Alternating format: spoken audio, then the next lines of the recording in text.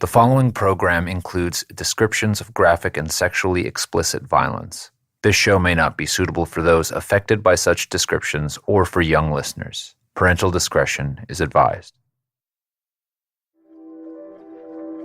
Previously on Stranglers. When I get to the top of the stairs, she's on the landing. I told her I was going to do some work in the apartment. Albert DeSalvo confessed to all of the Boston Strangler murders. I saw purplish dark blood. It came out of her right ear, but I strangled her first with my arm and then the pillowcase. Nearly 60 hours of details, all of them recorded, analyzed, and cross-checked. But none of that could be used against DeSalvo in court. His lawyer, F. Lee Bailey, had made sure of that. Why would the Attorney General's office ever agree to that? Because they had no choice. No one had ever been arrested for any of the stranglings, but lives had been ruined. They chose the greater good because they wanted to clear up the mysteries. The confessions convinced the task force DeSalvo was the strangler, but his stories contained a lot of mistakes. Plus, there was the question of DeSalvo's motive for confessing in the first place. DeSalvo was convinced that he could make a great deal of money from the sale of his life story. He was also convinced that he would not go to prison, but to a posh mental institution. Over the course of 2 years, 13 women had been sexually assaulted and murdered, and thousands more had lived in constant fear. It's true that after DeSalvo was taken into custody in November of 1964, the strangling stopped. For the city of Boston, this was no doubt a moment of relief. But for the 13 women who had been buried, and for the families who had lost their sisters, their mothers, and grandmothers, one very important question remained. Would Albert DeSalvo stand trial for those crimes? Guys, everybody ready? This is New England. New England. From Stitcher and Northern Light Productions, in partnership with Investigation Discovery, this is Stranglers. I'm Portland Helmich. Anna Schlesser. Ida Erga. Miss Jane Sullivan, 67, was found. They were strangled, usually with a piece of their own clothing. Articles of silk or satin. There's more than one way to skin a cat. Albert DeSalvo was one of the bigger con men in human history. Episode 9, Testimony. Hello? Hi, Mr. Bailey. It's Portland. Can you hear me? Yes, I hear you. It's a nice snowy morning. Yeah, up here, a very, very light dusting of snow, and it's cold. No, well, it's cold down here. I'm in a basement at Northern Light Productions. But basement. Really, we're recording in the basement. How the mighty have fallen. You know F. Lee Bailey's voice by now. Celebrity defense attorney, lawyer of Patty Hearst, O.J. Simpson, and of course, Albert DeSalvo. Bailey is a man of bold legal moves. Albert DeSalvo confessed to the Boston Stranglings under conditions Bailey arranged that ensured DeSalvo would never face a death penalty. But Bailey's biggest bet was that DeSalvo's confessions could help his client be found not guilty of lesser crimes as well. In 1967, Albert DeSalvo was about to go to court on multiple charges of breaking and entering and sexual assault. These were the Green Man crimes, the ones DeSalvo had committed in a green workman's uniform in 1964. These are also the crimes from 1964 that had forced DeSalvo's psychiatric observation at Bridgewater Hospital. DeSalvo himself couldn't count how many times he'd approached women as the Green Man, but he did it compulsively. DeSalvo once bragged he had attacked 3 women in 3 different states in one day and still got home in time for dinner. He got caught in the Green Man cases because a woman he had assaulted before, he forgot her address and he went back and she recognized him and she called the police. From the start, the Green Man case possessed something the Boston Strangler investigation lacked: a witness who identified Albert DeSalvo. A full year after DeSalvo's confessions, the Strangler task force had all but given up. Here's Loretta McLaughlin. She wrote about the Strangler murders for the Record American. They could not and would not charge him with the stranglings because they had no clues. And they were afraid that in the middle of the trial he would renege on the confession and they would be left trying to try him on the physical evidence, and there wasn't any. And so for the task force, and for much of Boston, the Green Man trial would serve as a kind of stand-in for a Strangler trial. And F. Lee Bailey saw how he could use this to his advantage. What was your strategy for defending Albert DeSalvo in the Green Man trial? The effort was a hybrid in this sense. We were going to try him for one set of crimes that were non-homicidal and attempt to show that during the perpetration of those crimes, he suffered from legal insanity, try to weave in the history of homicidal conduct to highlight the fact that this man was crazy in some respects, and sort of meld the two together and say, well, if he was nuts then, he remained nuts when he committed these other non-homicidal but very serious crimes. A rape trial began in Middlesex Superior Court in East Cambridge today, and that was nothing new. What was different about this particular case was that where most of such trials are ignored, this one was covered by reporters from Great Britain, from Germany, and by special correspondents from newspapers from one coast of the United States to the other.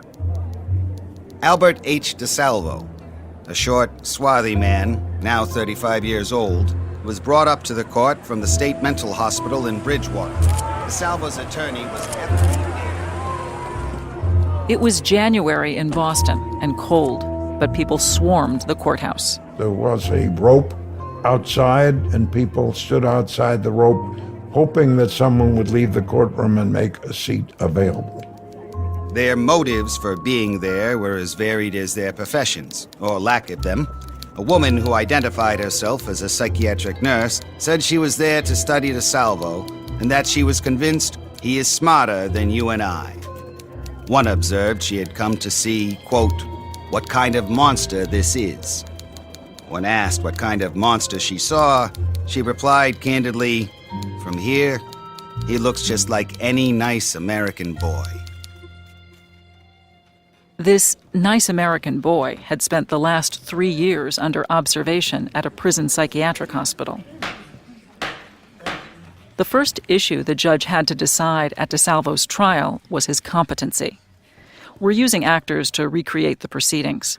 F. Lee Bailey opened by asking DeSalvo if he understood what the hearing was for. Is it your purpose to deny these charges? No, sir.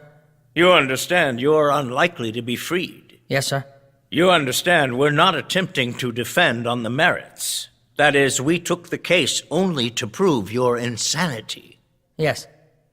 You understand we are going to make no efforts to contradict the state's witnesses to provoke an acquittal? Yes, sir. He told Judge Moynihan that he understood the charges against him, that he had confidence in me, that he was able to assist me in the course of the trial, and that he wanted to go to trial. How did he seem? He was lucid. He was certainly nervous because of the consequences of what was being done, but he was anxious to go forward. I want to expose the truth, to tell the truth. I'd like to know myself what happened. The judge declared DeSalvo ready to face a jury. And with that, the trial was launched. The prosecuting attorney, Donald Kahn, and Bailey agreed on an all-male jury for a trial exclusively concerning attacks against women.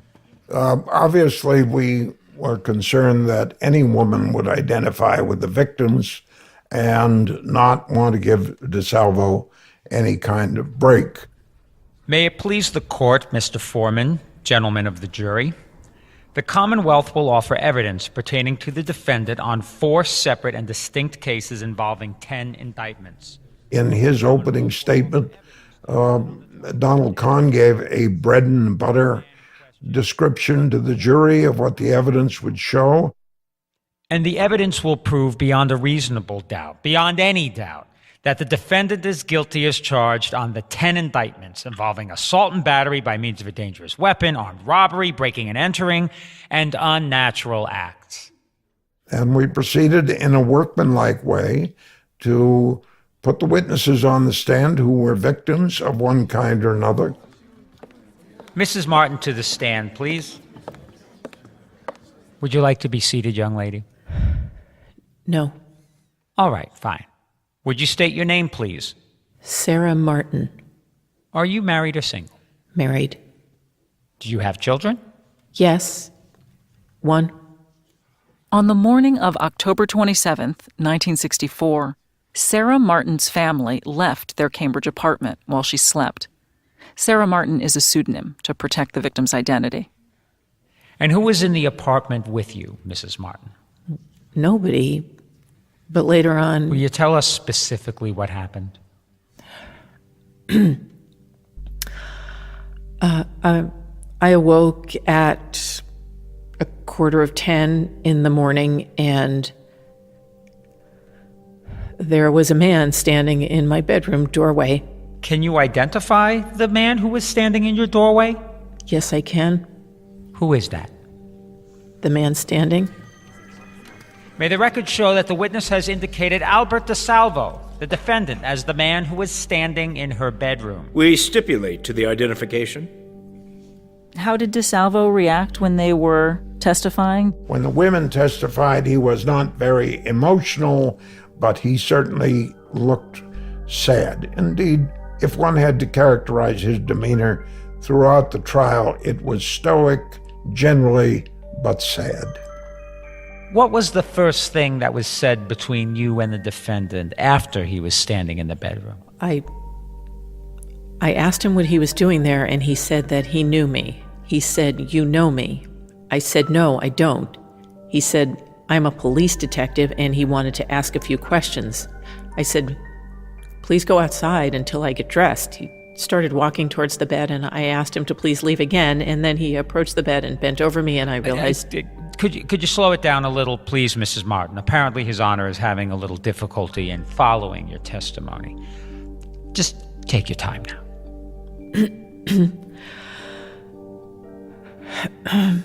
As he approached the bed, I got up and I screamed. And when I screamed, he pulled out a knife. Keep your voice up. He said he wouldn't hurt me, and he turned me on my stomach and got my husband's pajamas on the chair and tied my feet and my hands behind my back and blindfolded me and gagged me. And what happened after you were tied, blindfolded, and gagged? He turned me over on my back and pulled up my nightgown and kissed my breasts and my private, and then asked me to stand up. May it please the court, in order to avoid the detail, we will stipulate that the acts charged in the indictment were performed by the defendant as alleged without unnecessary detail. Bailey wasn't going to fight any of the details of the crimes.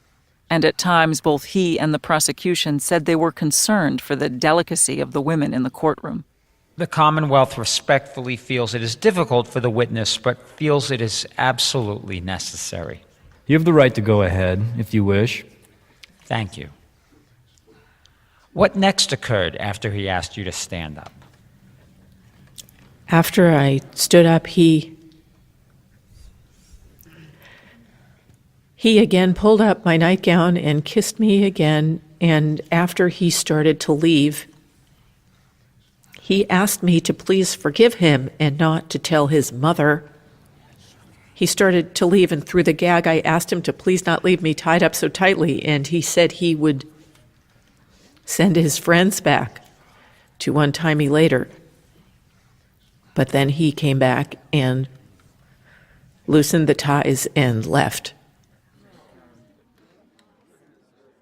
Police believe DeSalvo had attacked as many as 300 women, and DeSalvo at times said he'd approached thousands. But the prosecution chose to try him on only a handful of charges. Sarah Martin was one of only 4 victims who spoke at the trial. All the women who testified had been molested and sexually assaulted, but they had not been raped. This strategy by the prosecution confused me. DeSalvo had raped women as the Green Man. So I'm wondering, Mr. Bailey, if the prosecution wanted to put DeSalvo away for life, I mean, why not try him for the most serious crimes? Why not put witnesses on the stand who had been raped? It is not uncommon at all that the prosecutor will choose from the string of victims the strongest cases, or, in cases of this sort, those cases where the victims are willing to testify publicly what happened to them. There are many, many rape cases that never go to trial because the victim insists that they be disposed of in some other fashion. I can only imagine, not being a woman, the horrible experience of getting on the witness stand in describing forceful sex. I tried to contact the women who had testified at the trial to ask them what they felt taking the stand. But the Green Man trial took place 50 years ago. 2 of the women have passed away, and the other 2 haven't responded. Professor Jane Caputi, author of The Age of Sex Crime, says Bailey is right. Women often refuse to testify in rape cases, and for good reasons. You know, the common refrain is that if you're going to report to the police, because of attitudes within the police in some cases, because of the court where you will be subjected to cross-examination, including on your past sexual history in many cases, you will be raped again. And many women just don't want to go through that. Mm-hmm. They decide to prioritize their healing rather than engagement with the criminal justice system. So for them, the act of saying, this is what happened to me in a public forum is not necessarily an empowering experience. It's not so much this is what happened to me, but how it will be turned against her. What do you mean by that? Can you elaborate? She'll be accused of being a liar. She'll be said that, she really was a slut and somehow invited this kind of behavior. The onus will be put on her because basically women's word was not believed. I mean, even our word testimony comes from the etymological root for testicles because only men were seen as having credible testimony. Wow. Women were seen as hysterical or lying about rape because they were seen as really wanting it but not being able to say so. And we've seen that so many times. Bravely they testified. Courageously they searched the memories they obviously had tried to push into the recesses of their minds. One witness repeatedly had to admit, quote, "I forgot something," as more and more intensely she relived the nightmare on the witness stand. Through much of her testimony, she glared directly at DeSalvo, and cold fury stalked her words. Another witness so muffled the words of her memories that again and again she was told to speak louder and more directly into the microphone. A fourth witness stuttered and faltered and appeared almost at a loss for words when she was describing graphically what DeSalvo had done.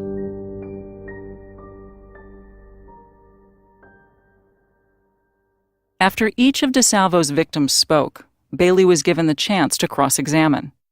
Each time, he told the court he had no questions.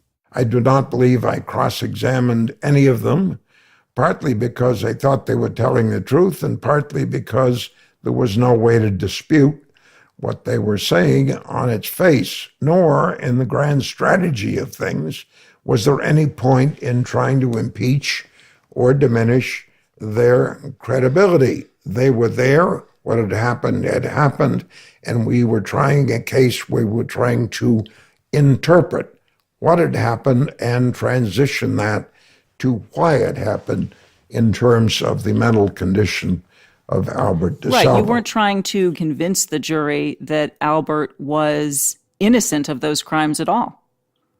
I said in my opening statement that he wasn't innocent, but we would show through competent medical evidence that he was legally insane when the crimes occurred.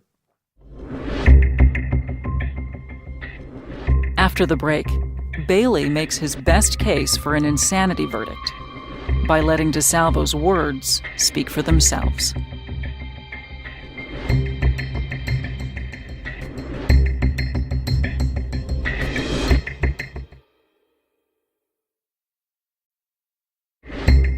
Now, back to Stranglers.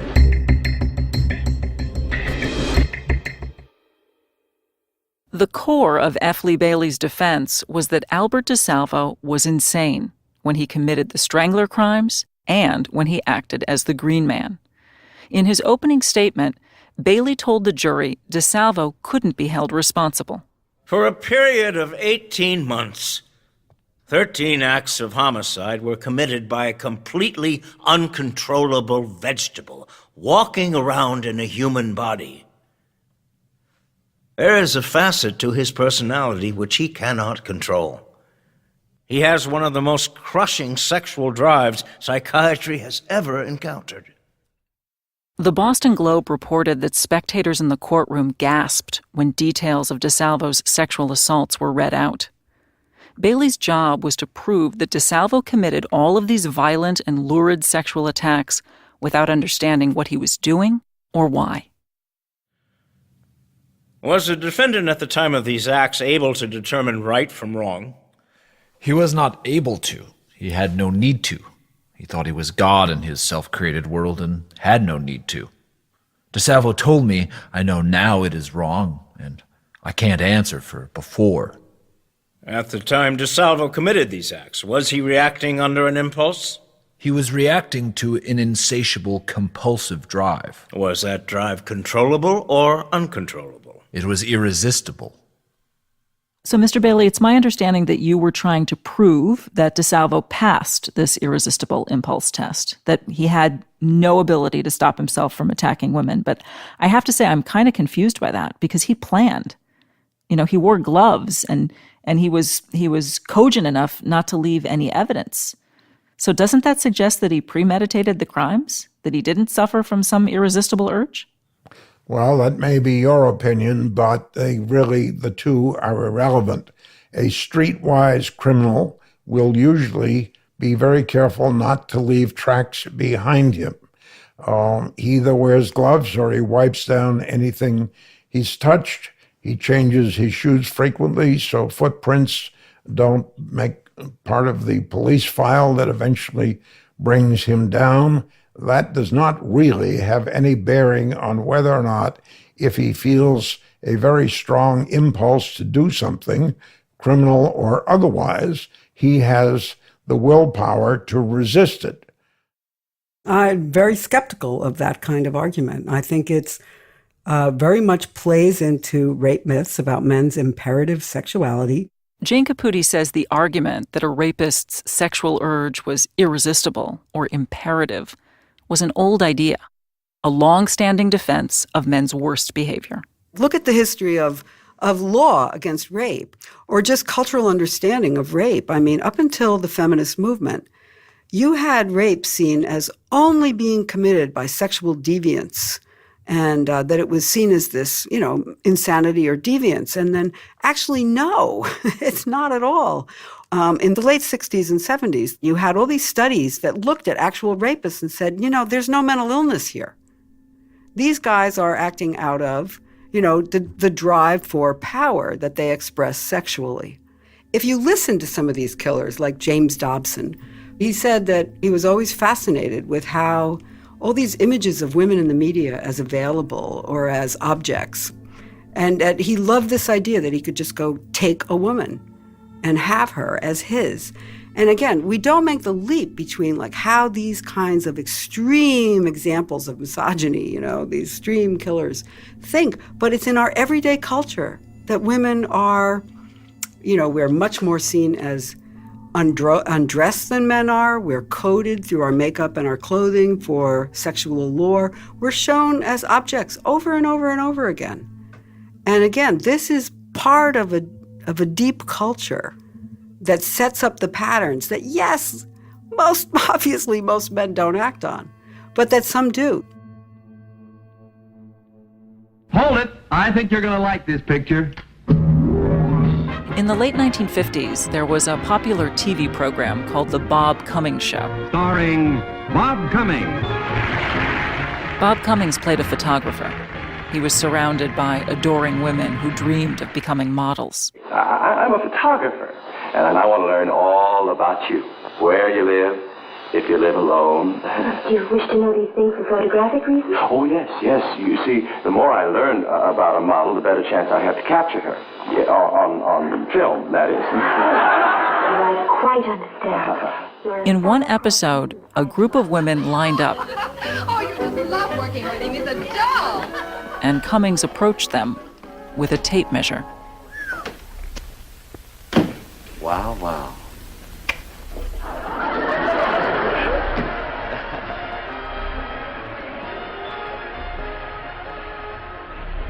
Gerald Frank wrote in his book that DeSalvo watched the Cummings show, and he claimed that this scene inspired DeSalvo to pose as a modeling scout. Models being measured. I mean, it's a real form of objectification in this kind of TV show. So, of course, why wouldn't he get the idea of this? And also realize of the kind of insecurities that women are sort of loaded with from the time we're young, that we have to measure up in terms of appearance. So, he not only could gain entry, but he would play on women's fears about not being attractive enough and things like that, or wanting to be seen as attractive, because that's how our value is measured in the culture. Well, hi there. Welcome aboard. It seems to me that DeSalvo picked up on more than just the measuring tape ploy. In the show, Cummings wore his dark hair slicked back, as DeSalvo would, and Cummings disarmed women with a mixture of charm and politeness. She must have thought I was a member of the crew. I couldn't help but think of how many people, victims, investigators, Bailey, described DeSalvo that way. He was polite. He was quite polite. It reminded me of old school politeness, actually. And when you opened the door, you never worried that you were confronting the Boston Strangler. He had a big, sunny smile and a very polite demeanor. The Bob Cummings show aired from 1955 to 1959. DeSalvo would tell John Bottomley that during those same years, he was practicing how to approach women. In 56, 57, 58, 59, 60, right on through 61. I went all through Boston, right? Oh, Jesus, even Back Bay. And I used to go up these streets, many times, just like I was a delivery boy or something, right? All the young girls were there, see? The reason now, there were more women in these apartments. I was not raping these women or anything like that. I was getting more free. Nobody in the Green Man trial heard this exchange. It was buried in the confession transcripts. But it suggests to me that DeSalvo's sexual urge was not irresistible. DeSalvo cultivated his brazenness. He was gradually developing his tactics and getting more confident in his attacks. The irresistible urge was only part of F. Lee Bailey's defense of Albert DeSalvo. To convince the Green Man jury that DeSalvo was a broken man with a broken mind, Bailey pointed to DeSalvo's wretched childhood. Here's John D. Natale, son of Detective Phil D. Natale, recounting some of the details jurors would have heard. His father was a drunk. His father was sadistic. His father would bring women home and have sex with women in front of the kids. I'm told from what I've read that Albert's first sexual encounter was incestual with his sister. In a drunken fit, it's reported that his father took a knife and sliced up his wife's furniture just because he was drunk and mad at her. So, he lived in a kind of like a cauldron. He was just brought to a boil. His father once broke the mother's 10 fingers one by one, lining the 5 children up and making them watch. Reporter Loretta McLaughlin. I think that's more abusive than anything I've ever heard of. And he taught them all to steal and to rob from stores and to take petty cash out of cash registers. And he evidently brought sailors home to have sex with his daughter when she was in her middle teens. And she slept in like the same room with Albert, so he knew what was going on.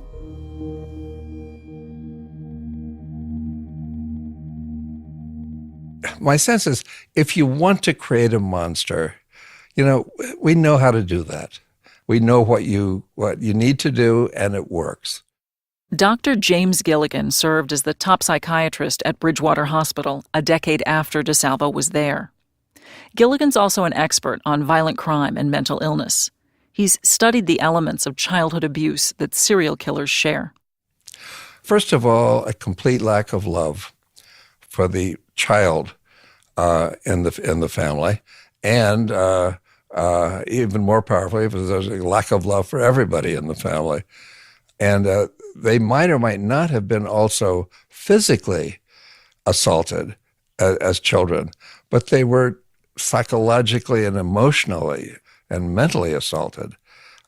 One psychoanalyst who has studied this problem referred to this as soul murder, that a parent doesn't have to physically murder a child in order to kill the child's soul or their sense of worth and dignity as a human being.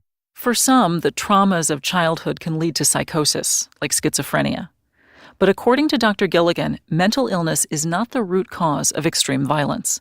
Based on my experience of decades of working with the most violent people our society produces, whether the individual is actually psychotic or not, what I would say they all have in common is what I call a shame-driven character structure. That is, they're hypersensitive to being shamed or humiliated by other people, or possessing any characteristics of their own that they feel ashamed of. And when I use shame as kind of a generic term, like we use the word flower to refer to roses and tulips and so forth, I'd say there are many varieties of shame: feeling disrespected, feeling insulted, treated with contempt, and so on. I mean, there are feelings of inferiority, the so-called inferiority complex. DeSalvo did seem to harbor some deep-seated feelings of shame. At the Green Man trial, Sarah Martin testified that DeSalvo told her, "Don't tell my mother." And Adele Roof, who survived her encounter with DeSalvo, reported that he'd said the same thing to her. F. Lee Bailey worked to show how childhood trauma and this mother-centered shame were part of DeSalvo's insanity. But the prosecuting attorney, Donald Kahn, was prepared to dismantle that diagnosis. Here's how Kahn cross-examined psychiatrist Robert Mezer. Do you concur with Dr. Brussel that the irresistible impulse has been with this defendant for 20 years? I believe what Dr. Brussel meant was that there was an abnormal impulse for 20 years. And he could turn it on and off like a faucet. Yes. At a point, it was resistible, then irresistible, and it becomes resistible again. Did you testify June 30th, 1966, before Judge Cahill, when you were called as a witness by Bailey? Did you testify DeSalvo was competent to stand trial and that he was suffering from chronic differential schizophrenia? Yes. Did DeSalvo stand up well under cross-examination? He did. Did DeSalvo exhibit catatonic symptoms, or did you notice any bizarre behavior? No, sir. You were aware, Doctor, that I was running through the classic symptoms of schizophrenia. Did you observe that DeSalvo exhibited any of these during this hearing? Not that I observed. Kahn then called another witness to undercut the idea that DeSalvo was ashamed of his crimes. Stanley Setterland was a fellow inmate of DeSalvo's, and Kahn said he would reveal the way DeSalvo really thought about his victims. He was in Bridgewater with Albert. He took the witness stand and said that Albert had many conversations with him during which he admitted or boasted that he was the Strangler, and that he said he was hoping to make some money by publishing a book. Stanley's testimony was viewed by the press as a bombshell witness. Al said he wanted to go to a good hospital, have a head operation, and go free. Did you ask him why he wanted an operation? He just wanted to get out. He wanted to get free. Setterlund testified that DeSalvo told him he could make Jack the Ripper look like a bum, that he'd committed almost 8,000 crimes since he got out of the service, and that if the women gave him a hard time, he would strangle them to, quote, shut their big mouths. Against the defense's image of a schizophrenic man, a man shattered by a nasty childhood and an unnatural sexual urge, Setterlund painted a simpler picture. DeSalvo was cruel and proud of it. Our understanding, though, is that Setterlund said that DeSalvo was manipulating investigators to make them think that he was at the mercy of an irresistible impulse, that he was sort of faking this Jekyll-Hyde persona. Is that not true? Well, Albert tried to manipulate people whenever he could. Whether he could successfully manipulate myself and a bunch of wizened detectives, I think is a big stretch. Albert was not a terribly smart guy. He did not have a high IQ. He was a very streetwise fellow. And I judged him to be that the day that I met him. And he proved to be exactly what I thought he was. I think the cops agreed. The prosecution called some of DeSalvo's former work colleagues to the stand to further prove that during the time of the attacks, DeSalvo showed no apparent symptoms of mental illness. They testified that DeSalvo was polite and acted in a normal manner, and that he'd done his work perfectly well on the specific days he'd carried out attacks. Kahn then called Dr. Ames Roby, medical director at Bridgewater, to the stand. Roby testified that DeSalvo was faking mental illness, and that it wasn't his idea to do so. Roby accused F. Lee Bailey directly. I learned that the hallucinations DeSalvo had at Bridgewater were feigned on your orders. There was a great deal more feigning going on than I'd previously suspected. Roby said DeSalvo fooled him into misdiagnosing him as schizophrenic, that in fact he was a compulsive liar and a sociopath, but legally sane. He said DeSalvo was not afflicted, quote, with a mental illness, but rather a defect of character.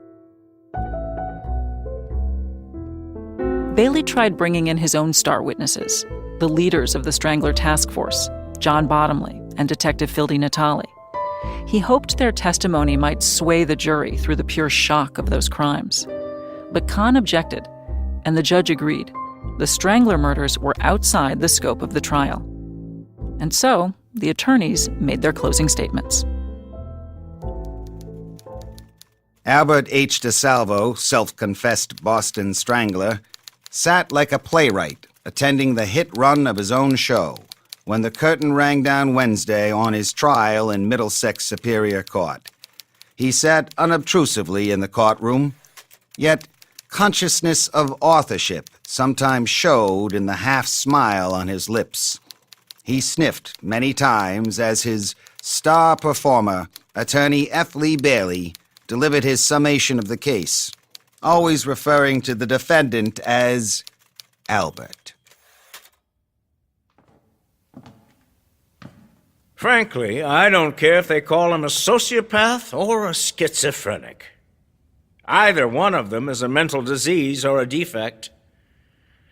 Now, the evidence shows that Albert wanted to get caught or turn himself in and have a head operation, or have a piece of his brain cut out, and then come back a new man and rejoin society. Now, this sounds pretty selfish, and I'm sure Albert said some pretty selfish things. But if these ramblings are the words of a sane person, I personally do not think so. No sociopath would say, as Albert did to one of his victims, "Forgive me, don't tell my mother." Imagine a bank robber running out of a bank and calling back, "Forgive me, don't tell my mother." I don't pretend to understand Albert DeSalvo. I don't think the psychiatrists understand him very well. If they did, they would have stopped him a long time ago and saved a lot of people from a lot of serious and macabre consequences. In his closing statement, Assistant District Attorney Donald Kahn retold the accounts of the 4 victims who'd spoken at trial. He argued again that DeSalvo was sane when he committed these crimes, that he carried them out with planning and care.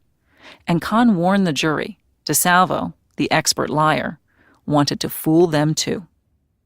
This is a man who wants you to believe he is a vegetable, overwrought and overwhelmed by irresistible impulses.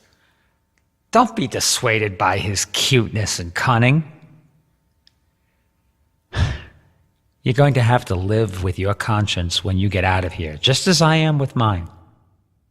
Are you going to sit there and let this man get in a hospital and get out in a few years? No. Stamp his conduct for what it is: vicious, wrong, cruel, criminal conduct. Don't allow him to fake, feign, and con you right out of your shoes like he conned a couple of doctors. Kahn had objected to Bailey's task force witnesses, but he knew full well that every man on the jury thought he was looking at the Boston Strangler. Kahn's closing argument mined that fear. If these 12 men bought Albert DeSalvo's insanity plea, they might be responsible for setting the Strangler free.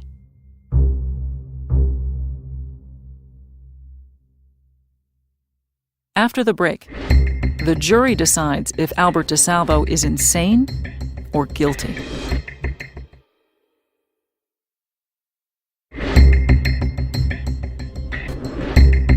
Now, back to Stranglers. How long did the jury deliberate? I don't believe that the jury was out very long, probably less than half a day.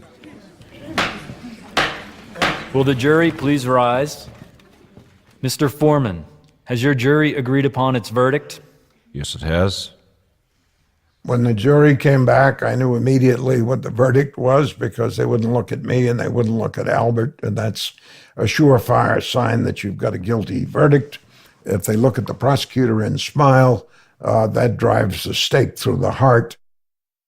The jury did not buy Bailey's argument that DeSalvo, the self-confessed Boston Strangler, was insane.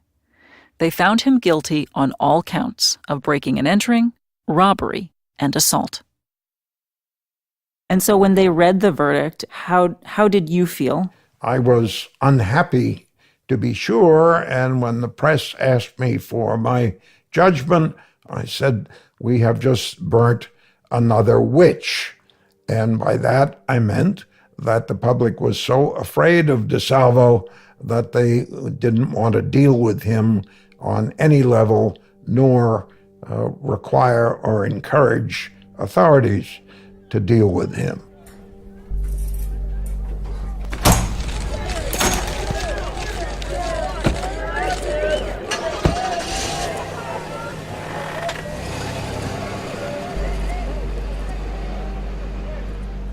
DeSalvo was sentenced to life in prison for the Green Man crimes. But newspapers around the world announced Boston Strangler sentenced to life. Those crowds outside the courtroom, they weren't there for the Green Man. They were there to see the Strangler. Reporter Gene Cole was covering the Green Man trial for the Record American, and on one of the final days in court, Cole spotted a familiar face sitting in the back of the courtroom. Mrs. Clark, clad in a vivid green dress, slipped into the courtroom almost unnoticed to listen to the testimony and to cast her eyes on DeSalvo. Later, when questioned in a corridor, she smiled. How did you know me? I didn't want anyone to know I was here. You can't anticipate why I would come. I had to see this animal. I had to see what he looks like. Helen Clark was the mother of Sophie Clark, the first young victim of the Boston Strangler. She had come to assess DeSalvo in person. Gene Cole had met her while reporting on Sophie's death. There was both a sadness and bitterness in Mrs. Clark's voice when she spoke. Her daughter was murdered in her Huntington Ave apartment on December 5th, 1962, the sixth victim of the Strangler. He doesn't look normal to me. Of course, I can understand why he would look normal to disinterested people who have been in the courtroom and watched him. But if they had lived what I lived through, this man could never look normal to them. Mrs. Clark saw DeSalvo as a monster, and she told Jean Cole she wanted him sent to the electric chair. Cole told her the chair was now banned in Massachusetts. And Mrs. Clark said, "I came here today hoping I would hear the right thing, and that I would see justice done." If DeSalvo was the Boston Strangler, he did evade justice, because he never did go to trial for the murders. 6 months after DeSalvo was driven back to Bridgewater State Hospital to begin serving his life sentence, the Attorney General's office issued a statement. This was a different Attorney General. Edward Brooke had just been sworn in as a U.S. Senator. His replacement was Elliot Richardson. Richardson said his office had given up on the idea of prosecuting DeSalvo. There wasn't enough evidence to indict DeSalvo, and his confessions were still unusable.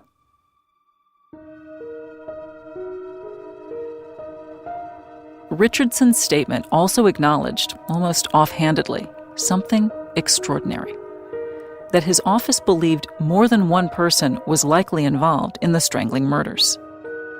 Still, Richardson's statement said, "We have no further avenue to explore at this time." The task force had been quietly dissolved. Albert DeSalvo went to prison. But at the same time, the legend and the industry of the Boston Strangler was just taking off. This is the story of the self-confessed Boston Strangler, based on Gerald Frank's startling bestseller.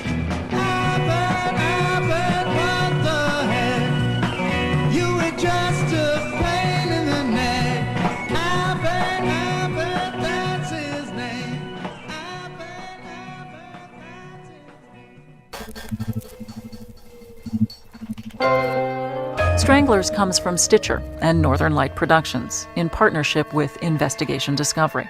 Our executive producers are Chris Bannon and Susan Gray. And the show is produced by me, Portland Helmich, with Sharon Mashihi, Ben Shapiro, Peter Clowney, the Reverend John Delore, Kate Tibbetts, and Taylor DeWicki. Special thanks to Ben Avishai, Gabriel Graben, Peter Hayden, Thatcher Keats, Paul DuBois, and to the Harry Ransom Center archives for access to the Gerald Frank Boston Strangler recordings.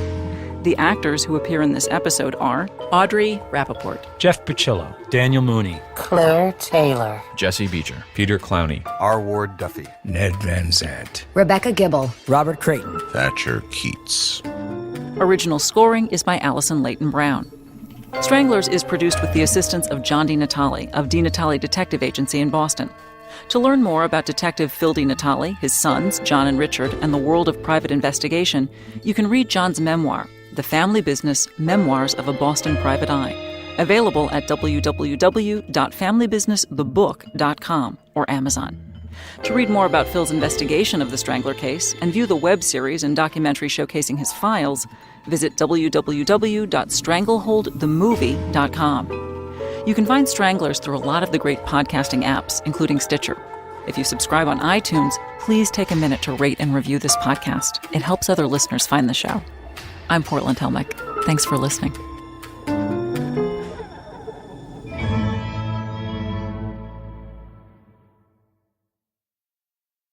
Next time on Stranglers. He writes to the superintendent, "I'm not going to hurt anyone. I just wish to die outside these walls." There's trouble at Bridgewater. Fear, shock were expressed by Boston area women in reaction to the escape of Strangler Albert H. DeSalvo. After the escape, Phil D. Natale and Albert DeSalvo become pen pals. Phil, have you ever stopped to think how crazy and unreal this case seems to be at times?